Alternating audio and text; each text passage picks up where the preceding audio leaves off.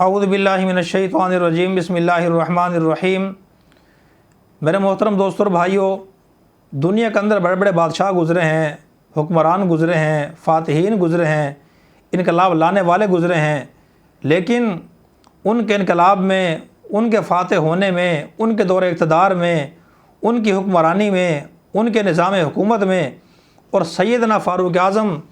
کے دور حکومت میں، ان کے انصاف میں، ان کی حکمرانی میں زمین و آسمان کا فرق ہے۔ حضرت عمر فاروق رضی اللہ تعالیٰ عنہ سے پہلے بھی اور ان کے بعد بھی کئی فاتح گزرے ہیں، دنیا کے اندر کئی حکمران گزرے ہیں، لیکن ان میں اور سیدنا فاروق اعظم کے دور حکومت میں ہمیں بہت زیادہ فرق نظر آتا ہے۔ بنیادی طور پر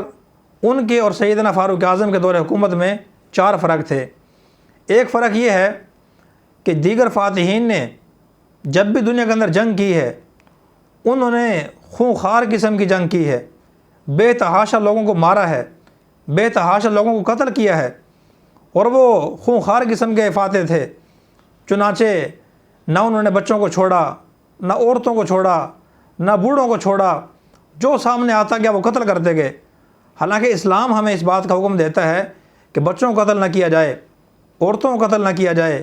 بوڑھوں کو قتل نہ کیا جائے، اور وہ لوگ جو اپنے گھروں میں امن کے ساتھ بیٹھے ہیں، جنگ میں شریک نہیں ہیں، ان کو قتل نہ کیا جائے۔ یہ اسلام ہمیں حکم دیتا ہے۔ اتنی پابندیوں کے ساتھ اگر کسی نے جنگ کی ہے، جہاد کیا ہے، تو سیدنا فاروق اعظم نے کیا ہے۔ دیگر فاتحین نے چیزیں خیال نہیں رکھا، جو ان کے سامنے آتا گیا وہ قتل کرتے گئے۔ نمبر 2، دیگر فاتحین نے، دیگر حکمرانوں نے جنگیں کی ہیں تو ان میں کروڑوں لوگ قتل ہوئے ہیں، کروڑوں لوگ قتل ہوئے ہیں، بے شمار لوگوں کو انہوں نے قتل کیا۔ اور ان کو آپ چھوڑیں، جو مہذب دنیا کی جنگیں ہوئی ہیں، پہلے جنگ 1914 میں ہوئی ہے، عالم جنگ عظیم، اس میں 64 لاکھ انسان قتل ہوئے، اور دوسری جنگ عظیم ہوئی ہے 1938 میں، اس میں بھی 3 سے 6 کروڑ کے درمیان لوگ قتل ہوئے ہیں۔ اس کے مقابلے میں سیدنا فاروق اعظم کے دور حکومت میں چند ہزار لوگ جو ہے وہ قتل ہوئے ہیں، چند ہزار لوگ، زیادہ نہیں ہوئے۔ اور تیسرا فرق یہ ہے میرے دوستو، ان کے دور حکومت میں، ان کے نظام حکومت میں، ان کی حکمرانی میں اور سیدنا فاروق اعظم کی حکمرانی میں، کہ ان لوگوں نے علاقوں کو فتح کیا، شہروں کو فتح کیا، دیہاتوں کو فتح کیا،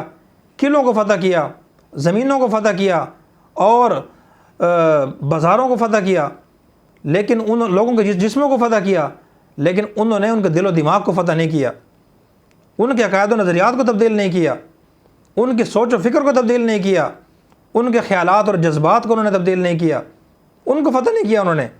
لیکن سیدنا فاروق اعظم رضی اللہ تعالیٰ عنہ نے جن جن علاقوں کو فتح کیا، انہوں نے صرف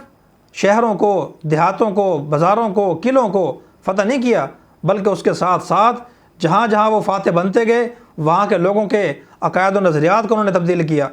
ان کی سوچ و فکر کا رخ بدلا، انہوں نے ان کے عقائد و نظریات کو انہوں نے بدلا، اور ان کو اسلام کی طرف آنے پہ دعوت دی۔ انہوں نے اپنے عمل سے ان کو ایسے کام کر کے دکھائے کہ وہ لوگ مسلمان ہونے پہ بھی تیار ہوئے اور وہ اسلام سے مانوس بھی ہو گئے۔ دیگر فاتحین نے یہ کام نہیں کیا۔ اور چوتھا فرق یہ ہے میرے دوستو، دیگر فاتحین میں اور سیدنا فاروق اعظم میں، کہ دیگر فاتحین نے جتنے بھی علاقے فتح کیے ہیں، انہوں نے وہاں کوئی نظام حکومت قائم نہیں کیا، وہ بس علاقوں کو فتح کرتے گئے، شہروں کو فتح کرتے گئے، لوگوں کو مارتے گئے، اپنی انا کی تسکین کے لیے، ضد پوری کرنے کے لیے، غصہ نکالنے کے لیے، انتقام لینے کے لیے انہوں نے لوگوں کو قتل کیا، بازاروں کو انہوں نے، بلڈنگوں کو مسمار کیا، انہوں نے گھروں کو انہوں نے تباہ و برباد کر دیا، اس کے بعد واپس چلے گئے، کوئی وہاں نظام حکومت قائم نہیں کیا۔ لیکن سیدنا فاروق اعظم نے جن علاقوں کو فتح کیا، جن شہروں کو فتح کیا، جن ملکوں کو فتح کیا، وہاں انہوں نے نظام حکومت قائم کیا، اور آج بھی الحمدللہ جتنے علاقے ان کے دور میں فتح ہوئے تھے وہ سارے کے سارے مسلمانوں کے قبضے میں ہیں اور مسلمان وہاں رہتے ہیں۔ یہ 4 بنیادی فرق ہیں۔ سیدنا فاروق اعظم وہ خوش نصیب صحابی ہیں جن کے بارے میں اللہ کے نبی نے فرمایا، لو کان بعدی نبی لکان عمر، اگر میرے بعد کوئی نبی ہوتا تو وہ عمر ہوتا۔ سیدنا دارالعلوم شاہ بخاری رحمۃ اللہ علیہ سے کسی نے پوچھا کہ حضرت علی اور حضرت عمر میں کیا فرق ہے، تو انہوں نے فرمایا کہ بھئی حضرت علی مرید ہیں اور حضرت عمر مراد ہیں، حضرت علی خود آئے ہیں اور حضرت عمر کو مانگ کر لیا گیا ہے۔ تو اس لیے میرے دوستوں اور بھائیوں، ان کی زندگی کا ہمیں مطالعہ کرنا چاہیے، ان کی جو امتیازی صفات تھی، مثال کے طور پہ ان میں خوف خدا کتنا تھا، ان میں عاجزی کتنی تھی، ان کے اندر شرم و حیا کتنی تھی، زہد و قناعت کتنی تھی، دنیا سے بے رغبتی کتنی تھی، مخلوق کی خدمت کرنے کا جذبہ کتنا تھا۔ میں ساری صفات پہ بات کر سکتا ہوں، بات کروں گا تو بات لمبی ہو جائے گی۔ تو ہمیں ان کی زندگی کا مطالعہ کرنا چاہیے اور دیکھنا چاہیے کہ انہوں نے زندگی کس طریقے سے گزاری ہے، اور پھر ہمیں اپنی زندگی بھی اسی کے مطابق